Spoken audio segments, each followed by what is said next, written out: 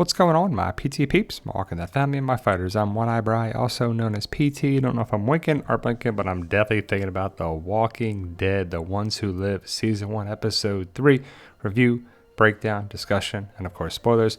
Spoiler warning for all things Walking Dead. We're going to talk about the episode, Season 1, Episode 3, titled Bye. If you haven't seen it yet, stop watching now, go check it out, and come back. So they jump around a little bit early on in the episode. It's not that big a deal, but it's years ago, a little before now, and then now.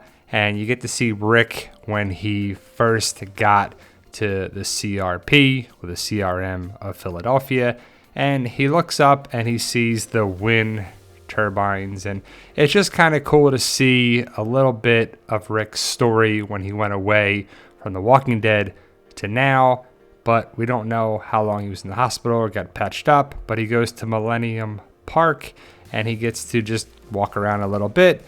I don't know how long he's there for, because when he's there and right away he meets Jadis. So the last time we saw Jadis, she basically looked like this. So she had the long hair.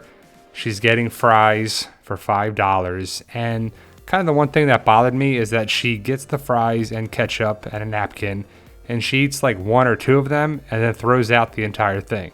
Did anyone else pick that up? And she throws out the whole container. What are you doing? So wasteful. But Rick and Jadis are talking, and Jadis is like, I saved your life. And Rick's like, I don't care. You took me to a place I can't leave.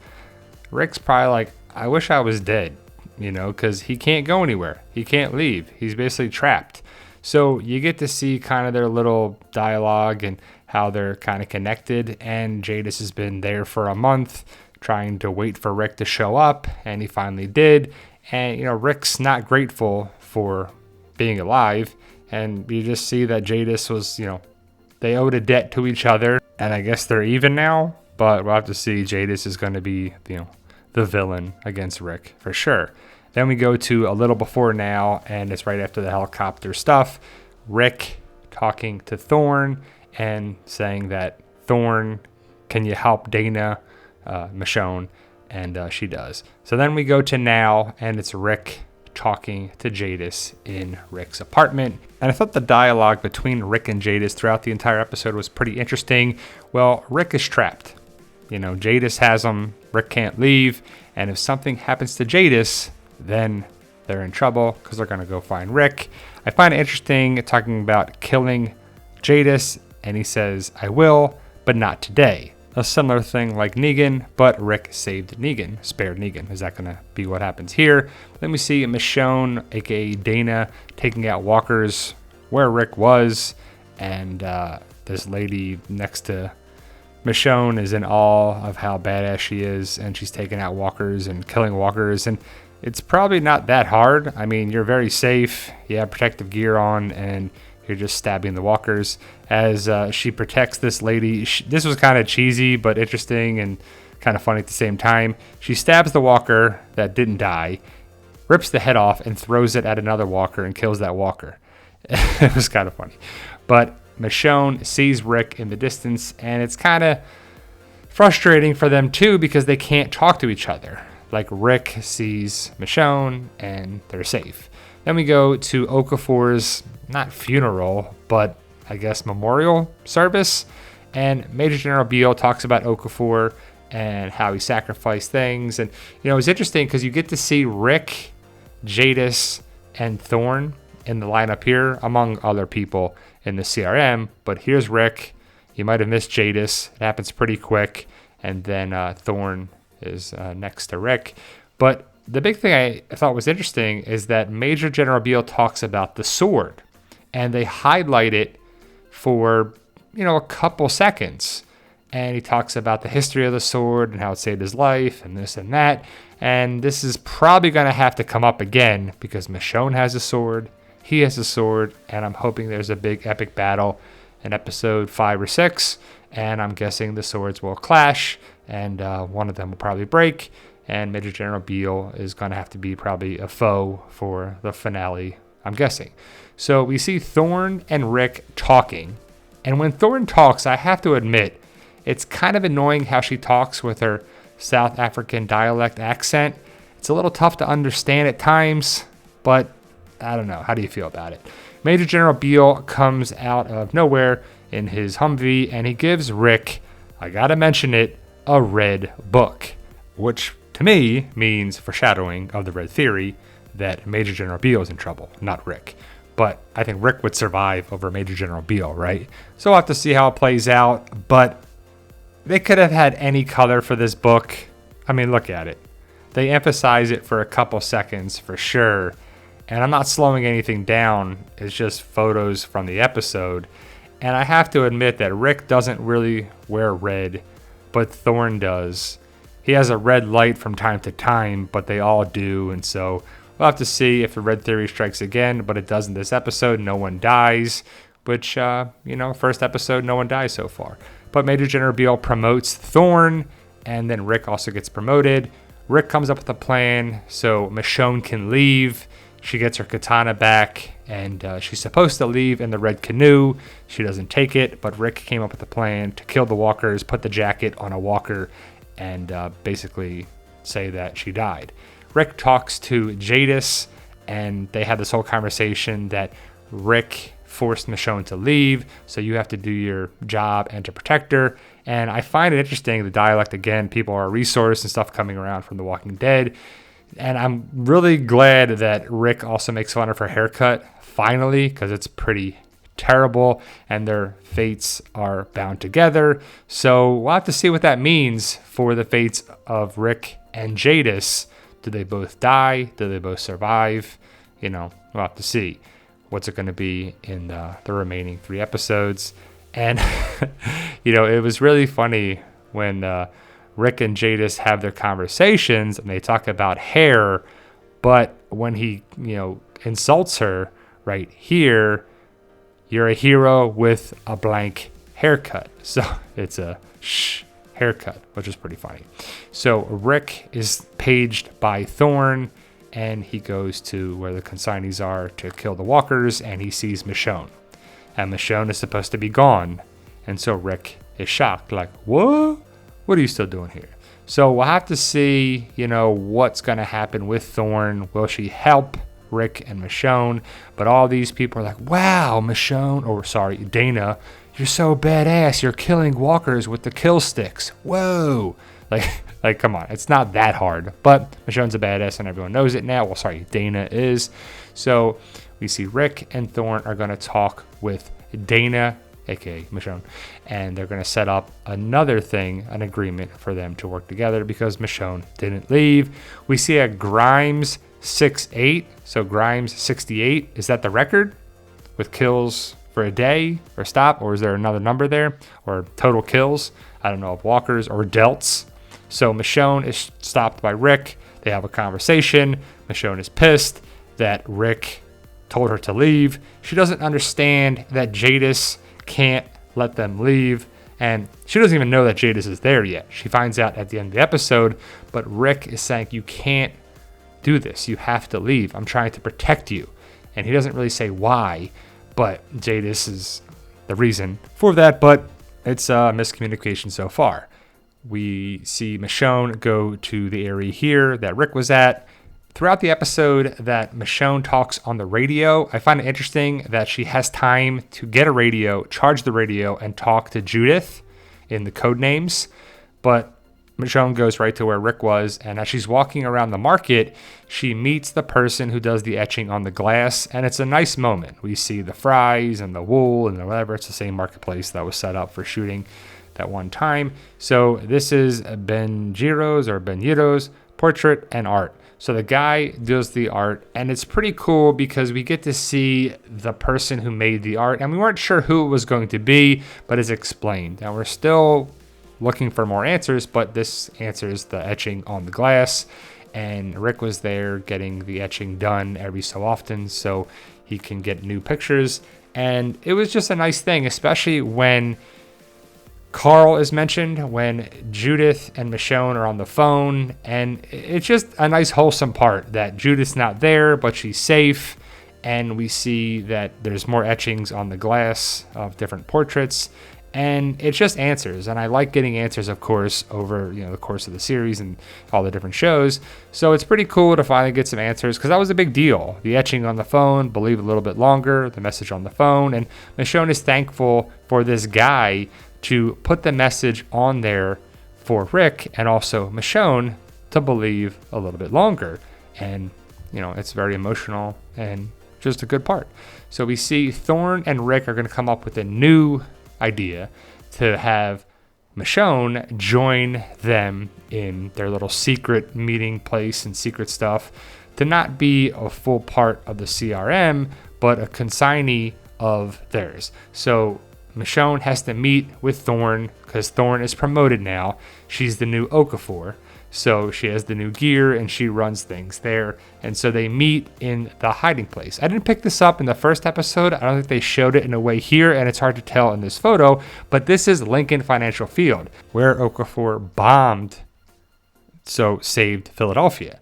And the dialogue here with Thorne and Michonne is tense, because Michonne eventually agrees. Thorne is not Okafor. She's a little more insecure and brash, and she's got an ego, and it's testy, because she takes out her knife, or going to take out her knife, and Rick doesn't know what to do. And Rick would have put Thorne down if he had to. He's going to save Michonne over Thorne, that's for sure. But Michonne agrees to join them. Thorne puts the knife back in the sheath, and everything's okay. But it is definitely some tense moments here with Thorne and Michonne. Not once, but twice, especially here, but also when Thorne is aiming her rifle at Michonne. Then they set up the idea to go to the Cascades. It's the military operations setup thing here that's setting up for a big summit meeting for all the powers that be. But you see the security of the Civic Republic is what this is. It's on the West Coast. So it's probably the area that's Yellowstone. So I'll have to see what happens there, or it's the area that's supposed to mimic Yellowstone area. So Thorne is the new Okafor, and she's running things. And their object here is to kill all these walkers with a bomb and a thing. And it's a big kind of action-packed sequence that's a little over the top. But Thorne is, running the show. And I have to say that everyone thinks that Michonne is in red here. It's definitely orange, because she's a consignee. This is red. There's a difference. So the red theory is still going strong. We'll see how it plans out in the coming episodes. But Thorne comes up with a plan to have the consignee, Michonne, stay back. And see, that's definitely orange. But she stays back and kills the walkers or flatliners that didn't get killed by Rick and Thorne and the rest of the group here. But Michonne definitely doesn't listen. She does what she's going to do, and she's going to chip in, and she's going to help out. And that's what she does. She can't help herself. So they have the fog or the mist. Ooh, there's a nice little fun fact for you. The mist has a lot of Walking Dead cast members in it. And why does Rick have this weird weapon here? Not just a bayonet.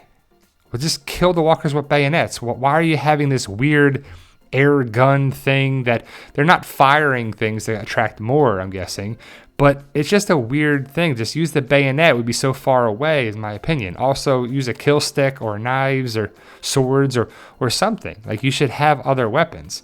But Michonne is trying to kill walkers, and Thorne says to stay back. To stay back to kill the walkers that weren't actually killed, that were still alive. Thorne just gets outclassed here. She just doesn't know what she's doing. She's not a good leader here. This bomb thing is stuck in the mud, and Thorne is like pulling it. She's not pushing it. She's just a mess. Like, it's just over the top, and shows like this boss lady, leader person, doesn't know what she's doing. So she's trying to do this, and she goes and kills some walkers. So Michonne sees the bomb, and she's like, I'm going to take it. So Michonne, being the badass that she is, easily pushes it and just is like, what are you doing? And that pisses off Thorne, which is like, yeah, kind of funny at this point. Because, Thorne is kind of annoying. She's kind of essential, but also annoying in my opinion. And the actress is doing a fine job, but the dialect and just the attitude and the ego, you don't mess with Rick and Michonne, especially Michonne. So Michonne is pushing this thing through the leaves in the woods, and she's running over these walkers, and the walkers are getting knocked out of the way. It's like a battering ram, So the walkers are getting pushed out of the way and knocked to the side and over here. And as she's going through these walkers, they're jumping out of the way, and she's kind of struggling a little bit. So then who helps her? Rick. And it's just one of those nice little moments where Rick and Michonne working together is awesome. And as they're pushing it, I have to say it was kind of funny because these walkers are like exploding. Like it's like, pow, pow, pow, pow. Like they're literally exploding. Go watch it. Like it's definitely the CGI stuff, but it's like over the top. Like they wouldn't be exploding. So either way, Rick and Michonne plow through all these walkers into the woods. Rick, sets the timer on the bomb, and they just blow up. But it's also beeping and beeping and beeping to attract the walkers, which is kind of smart. They should have definitely been using sound because that definitely is attracting the walkers more than anything. But again, Rick sets the device and it flashes and it beeps and it makes all this noise. And then Rick and Michonne run away from the bomb and it explodes. They hide behind a tree, and it's a nice little moment for Rick and Michonne to make out. And then Michonne's like, come on, let's go.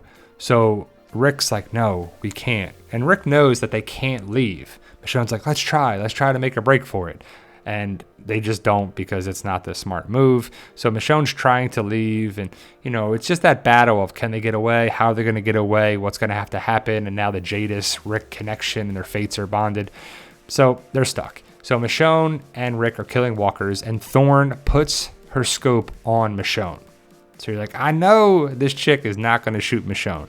There ain't no way. But you don't know because it's on there. It lingers. And then Rick kills a walker and sees Thorne aiming her rifle at Michonne.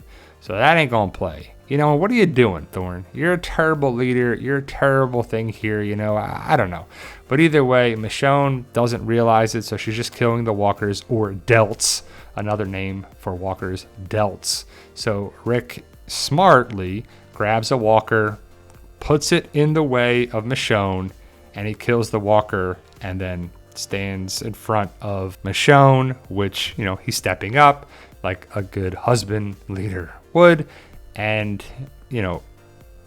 Thorne stands down, and I guess she has, I don't know, like some lapse in judgment or something, or she just doesn't want any threats in her way, so she's going to take people out. So I don't know what it's representing there too. We see the base a little bit there. Michonne's cleaning her kill stick, and she's like, you better talk to her, Rick. Come on, what you doing? But Rick goes and talks to Thorne, and Thorne says, consignee's going back. Rick's like, okay, great, I'll go with her. She needs more training. Then Jadis is there. She is stationed here full time now. After the summit, everything, she's going to be here. And so Michonne is putting the cases on the truck, and she sees Jadis for the first time. And Jadis is like, oh, there we go. She realizes that I'm here. And Jadis also flirts with Rick a little bit. You should come see my spot. But Rick goes and talks with Michonne and says, look, we're going back now. We're going to get on the helicopter. I don't care. I have to knock you out and drag you back like Michonne did to Rick and knocked him out at Alexandria. So there's nice little callbacks all over the episode. Really all over all the episodes so far, all 3 episodes. On the way back, they're on the helicopter. You hear Michonne talking to Judith, just dialogue that I don't know if we're going to make it back. And she looks at Rick across in the helicopter, opens the door, grabs Rick, and they jump out, or really fall out of the helicopter in the stormy, bad weather. And I don't know if they have a parachute or they're going to land in water, or if it's going to be explained or probably glanced over. But that's how the episode ends, with not really a cliffhanger, or I guess it's a cliffhanger, but setting up the final 3 episodes. So overall, another great episode. I'm loving the series so far. It just sucks that it's so short, only 6 episodes. That's not enough. I want 8 or 10. I don't know if we're going to get a second season or not, if it's going to be another show or other spinoffs or whatever they're going to do, but it's good to see Rick and Michonne back. It feels like The Walking Dead with these 2 actors and characters. They do a great job. What do you guys think? Are you enjoying it so far? What's your favorite episode so far? 1, 2, or 3? Let me know your thoughts. Post your comments below. Like, share, subscribe. Big shout out to all my subscribers, my members, my patrons. We can't do it without you guys. We truly appreciate all love and support. We are really enjoying the series so far. How about you? Post your comments below. Either way, guys, stay safe. And as always, tell them, Daryl. Yo, we love you guys.